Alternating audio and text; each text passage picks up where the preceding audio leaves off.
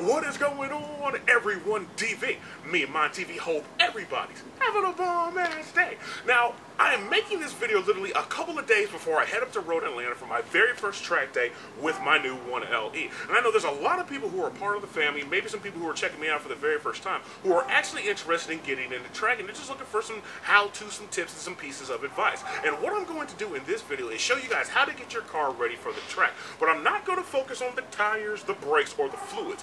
Why? Because chances are, if you are interested in getting into tracking, you already know that those are three things that you're going to have to check. But what I'm going to focus on in this video is some things that people will not know until they're either at their track day or they've left their track day, and giving you guys a little how-tos and some piece of advice so you guys will be better equipped to have a more fun and more informative track day. But before I get started, I want to give a shout out to Madeira Racing Sunglasses, because like I said, my track day is literally in a couple of days, and you can't go to a racetrack without the correct shades. So what I'm going to do now is start off this video by giving you guys 4 things that you need to have when you go to your track day. Now, one of the most important things you need to have when you go to a track day is, of course, a good fire extinguisher. Now, some of you may be like, well, why? Don't they have fire trucks there? Yes, they do, but think of it like this. Let's say you were at Road Atlanta, which where I will be in a couple of days, and you were on the backstretch, and somehow, some way, a fire started on your car. That means you would have to pull off the track, get out of your car away from anywhere from 30 seconds to 120, if not longer, for a fire truck to come out and douse your car. Meanwhile, for those 30 to 120 seconds, your car is baking to a fine crispity crunch. But if you would have had a fire extinguisher in your car, you could have simply pulled down, whipped out the fire extinguisher, and turned what could have been a total loss, if not thousands upon $1,000s worth of damage, into something that could only cost maybe $100 or $200. Which leads me into the second thing you need to have when you go to a track day.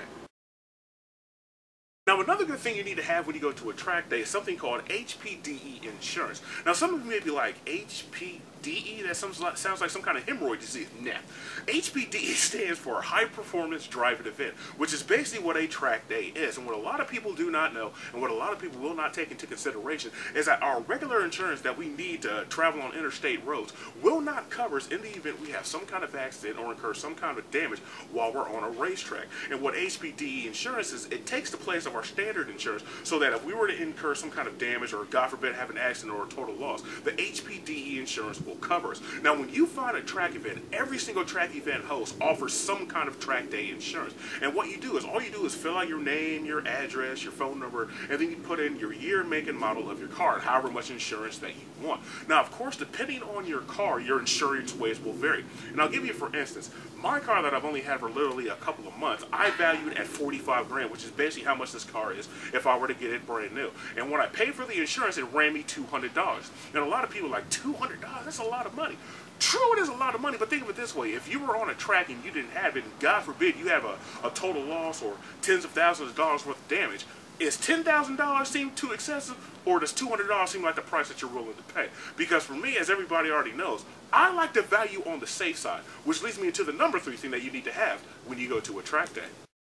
Now, another good thing you need to have when you go to a track day is either a really good 4-way, or in my case, a damn good torque wrench. Because, ladies and gentlemen, I do not know how, and I can't explain to you why, but your lug nuts will come loose when you're on the track. And when I say loose, I do not mean to the point where you can loosen and tighten them with your fingers. What I'm trying to say is they will not be torqued down to spec. And anyone who knows anything about racing, who knows anything about track driving, knows that if you have some loose lug nuts, your ride is not going to be that pleasant, and your car's not going to handle exactly the way that you want it to. So the best thing to do is, when you get done with your session, when you go back to your parking area, park your car, get out your torque wrench, go around your car, and make sure every single one of your lug nuts are torqued down to spec. Which leads me into the number 4, the last thing that you need to have when you go to a track day. Last but not least, one thing that everybody should have when they go to a track day is a manual air gauge. Now, I know some of you may be rolling your eyes like, wait a minute, DB, that's ancient technology. Why the heck would I need a manual air gauge if my car, just like your car, comes with TPMS? Well, ladies and gentlemen, the reason why I don't trust TPMS is because I like to be on the safe side. Because everybody knows that computer systems can give false readings. They can give inaccurate readings, and they do have a tendency of being wrong. But me personally, when I get done with that track day, I would rather hop my lazy butt out of my car, get my manual gauge out, and go around each one of my tires just to make sure I know exactly what each one of my tires are rating. Because anyone who knows anything about track driving, just like anyone who knows anything about racing, a couple of pounds difference in tire pressure from each wheel can make a whole hell of a lot of difference in the way your car handles when you're on the racetrack. Now that we got the 4 things that you need to have when you go to a track day out of the way, what I'm going to show you guys now is how to take care of your interior before you go to a track day. Now, one thing everybody needs to take into account before they go to a track day is the current state of their interior. And what I mean by that is, before you go to a track day, you want to make sure there's absolutely nothing loose on the inside of your car or in your trunk. Some people may be like, okay, well, why? Well, the reason why you don't want to have anything loose into your car, because let's say, again, you're at Road Atlanta, where I'll be in a couple of days, on the backstretch doing 120 miles an hour. And let's say there's a loose bottle of Dasani water in the back seat or in the passenger seat or on the floor. You're going through the turns, the S's, turn 10A and 10B, which are freaking fun. Or you're going to slam on the brakes on the backstretch from 120 miles an hour. Whatever's loose is going to become dislodged, and it's coming forward. Now, God forbid that 20-ounce bottle of Dasani water comes forward and then lands behind your brake pedal, preventing you from having the ability to slow down and stop. Again, everybody, it's just a safety precaution that everybody needs to take into account before they hit a track day. And last but not least, make sure both your windshield and your rear window are spec free. Why? Think of it like this. How many times have we been going to work having the sun gleam in from the front, or coming home from work and having the sun gleam in from the back, shining on our windshield, showing all the dirt, the dust, and the grime on the windshield. And we're like, oh no, I can't see, my windshield's dirty, I need to clean it off. Now everybody, we're on public roads doing anywhere from 25 miles an hour to 70 miles an hour, unless you're a freaking lunatic.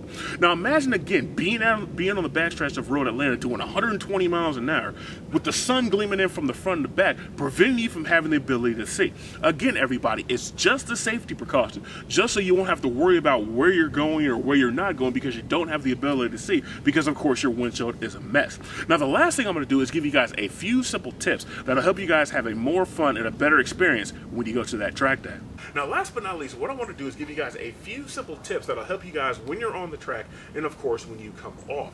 Now, since we're coming towards the end of December, tracking is basically all but dead. So next year when everything starts back up, rather towards the end of March, beginning of April, of course, that's when everything is going to start getting to be warm again. And a lot of people are going to want to be in their car on a track with the windows up, with the air conditioning on. And let me be the first one to tell you, ladies and gentlemen, never be in your car on a racetrack, whether it's 90 degrees or 100 degrees, with your windows up and the air conditioning on. First things first, no track event host, and I've learned this because I've done dragging too, no event host, whether it's dragging or tracking, is going to let you be on the strip or on the track with the windows up. Why? Because you're not going to be able to hear anything. You're not going to be able to hear any warnings. You're not even going to be able to hear anything that's going on with your car. Again, it's another safety precaution. And a lot of people may get this confused. They may say, well, you don't want to run your air conditioning because your car can overheat, or you may have a loss in power.